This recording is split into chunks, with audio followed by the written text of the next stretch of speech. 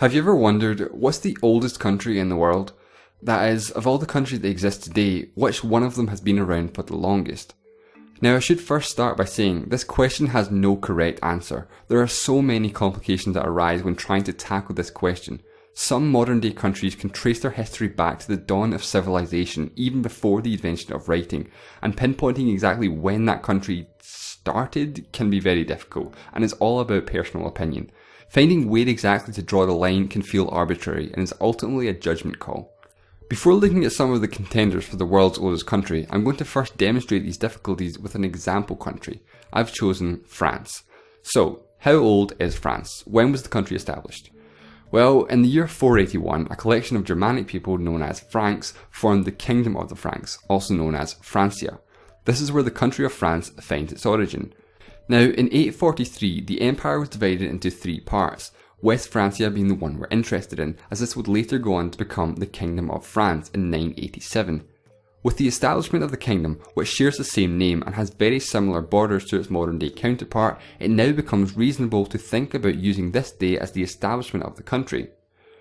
But of course, France is no longer a kingdom, so maybe it's not fair to say the country actually began until it became a republic in 1792 with the French Revolution. Or maybe we could be extremely strict with our definition and go by its current constitution when the Fifth Republic was established in 1958. So when did France become a country? 481, 843, 987, 1792, or even as recently as 1958? The point is, the line needs to be drawn somewhere, and not everyone is going to agree on where, and therefore may seem arbitrary. I think the key is to be reasonable and find a middle ground. Saying 481 or even 843 may be a bit of a stretch, and on the other end of the spectrum, saying 1958 and using its current constitution is a bit unfair. France was still France before the Fifth Republic. Personally, I would say 987 is fair. It uses the name France, its borders are very similar, and they spoke French. Okay, now that we've got that out of the way, let's begin. We'll start by going all the way back to the dawn of civilization. Too far, obviously, but bear with me. The general consensus among historians and the so-called cradle of civilization theory states that several civilizations developed independently of each other.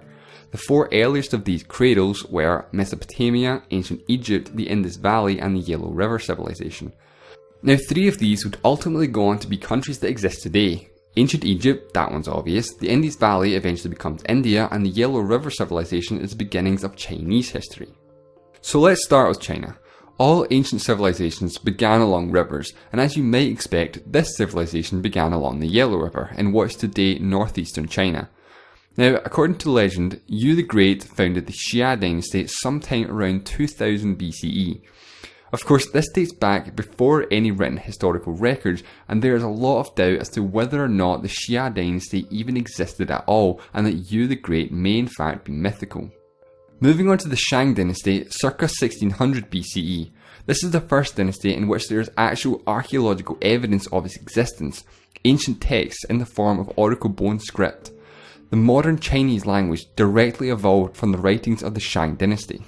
Now the next dynasty, the Zhou dynasty, lasted longer than any other dynasty in Chinese history, ruling China for nearly 800 years, but despite this, I'm actually going to skip over them and look at the Qin dynasty, which only lasted for 15 years.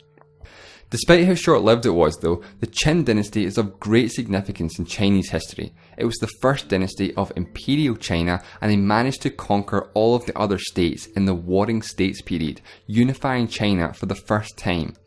It's also possible that the modern word China is derived from the word Qin, although this is somewhat controversial. The first emperor Qin Shi Huang was influential for his part in constructing the Great Wall of China, as well as the Terracotta Army. So imperial rule in China lasted for more than 2 millennia until 1912 and the foundation of the Republic of China. Of course, the country would later have a civil war when the Communist Party took over in 1949 and proclaimed the country that we know today, the People's Republic of China.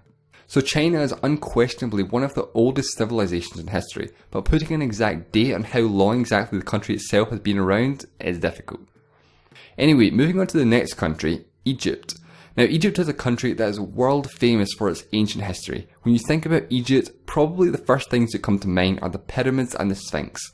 These were built as early as 2500 BCE, but Egypt's history goes back even further than that. Ancient Egypt was first divided into Upper and Lower Egypt, which are probably the opposite way around than you might expect, but anyway, the unification of Upper and Lower Egypt happened around 3150 BCE with the very first pharaoh of a united Egypt. Egypt had a long and rich history before most countries even came into existence, with more than 3,000 years of history before the beginning of the Common Era. To put into perspective just how old Egypt is, think about this. Cleopatra is closer in time to the present day than she is to the construction of the pyramids, by about 500 years. And also, woolly mammoths were still around when they were being built.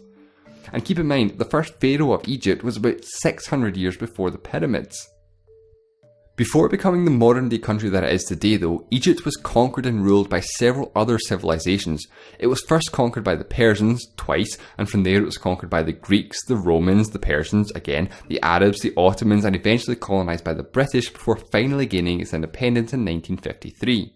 So even though Egypt is undeniably one of, if not the oldest country in the world, it was ruled by other civilizations for more than 2,000 years of its history. This makes it a little more difficult to directly connect the ancient Egyptian pharaohs of the 3rd millennium BC to the country that it is today. Moving on to our next country now, as we'll look at the third of the three countries I mentioned earlier, one of the cradles of civilization, the Indus Valley, which would eventually become India. This is where the name of the country comes from.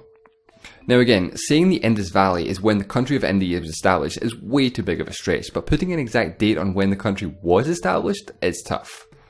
The Vedic period of Indian history begins around 1500 BCE, actually thought to be some 400 years after the collapse of the Indus Valley civilization. The period is named as such because of the Vedas, the oldest scripture of Hinduism, arguably the oldest religion in the world and still the most prominent religion in the country of India to this day.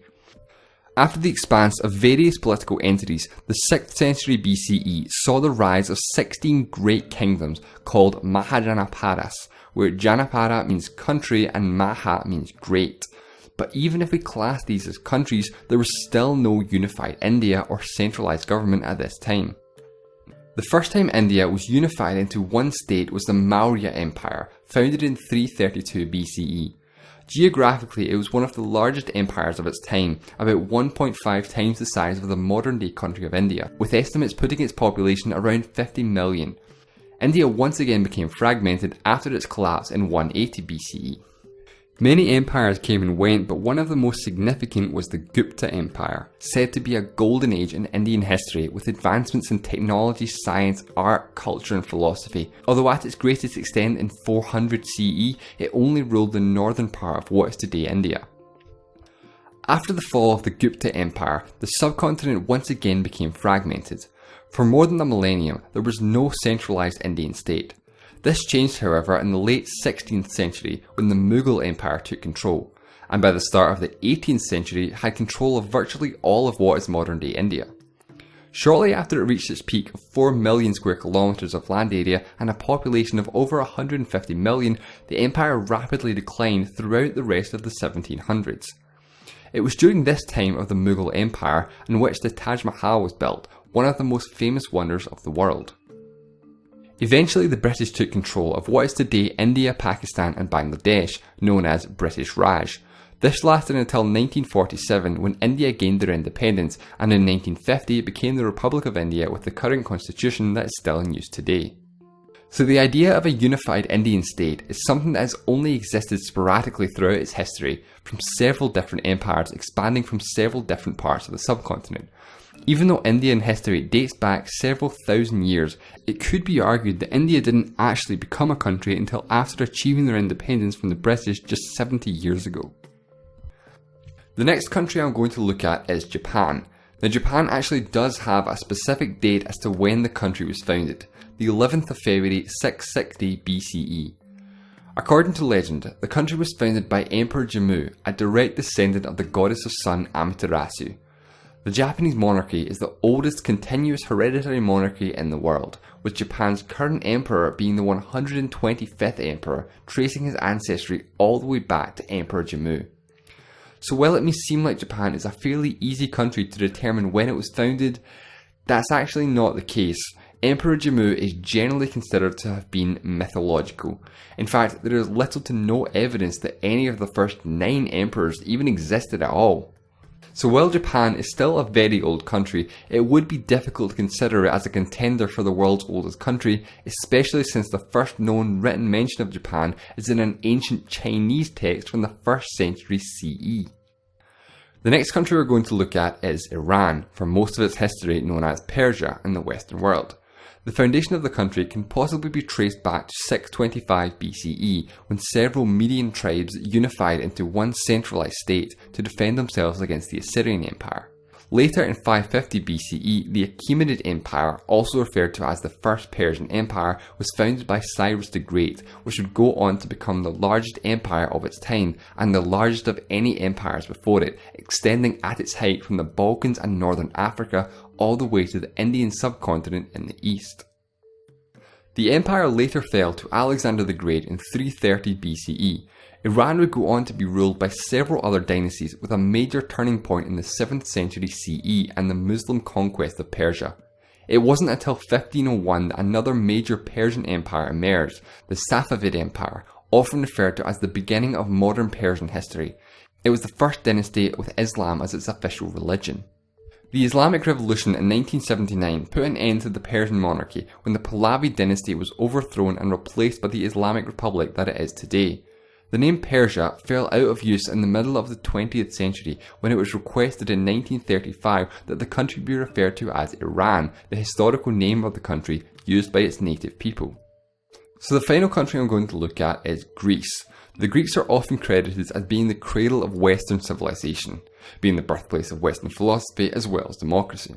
The first advanced civilization on the Greek mainland was Mycenaean Greece.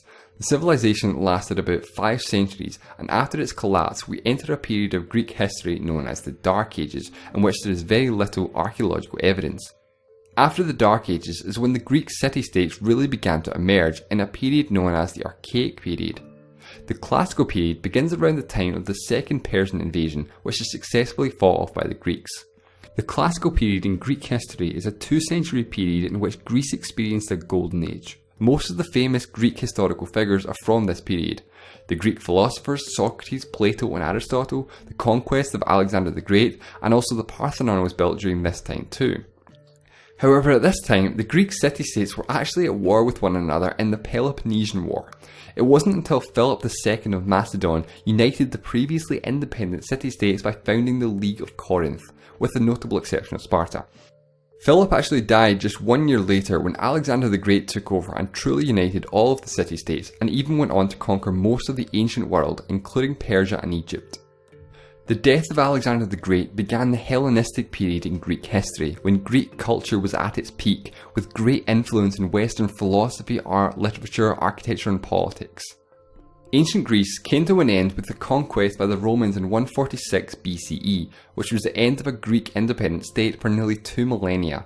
Greece was part of the Roman Empire, then its successor the Byzantine Empire, until the mid-15th century CE, when it was conquered by the Ottomans.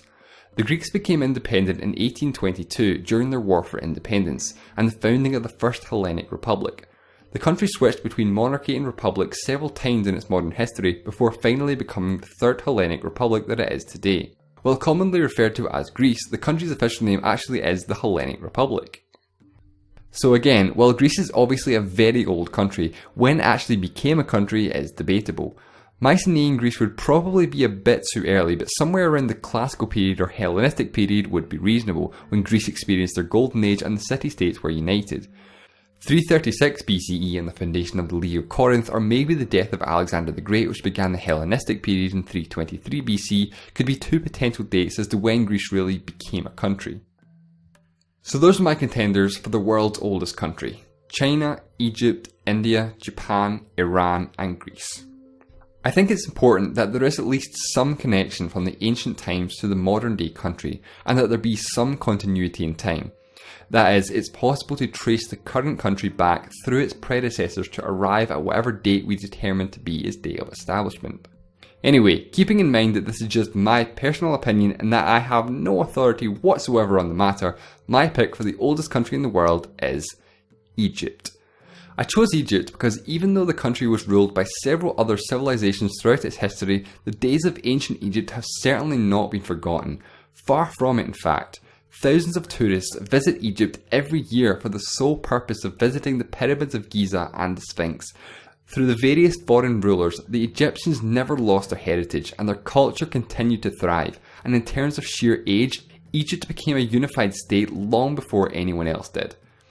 Of course, a case could be made for any one of the countries that I talked about in this video. China, Iran, India, for example, would all be great answers for the world's oldest country. There are plenty of other countries that I didn't even mention that could also be considered because there are just so many ways to approach this question using any number of criteria to determine the answer. Before ending, I would also like to give a special honorary mention to one country, San Marino. By many people's accounts, San Marino is the oldest country in the world. It all really depends on what metrics and criteria we use.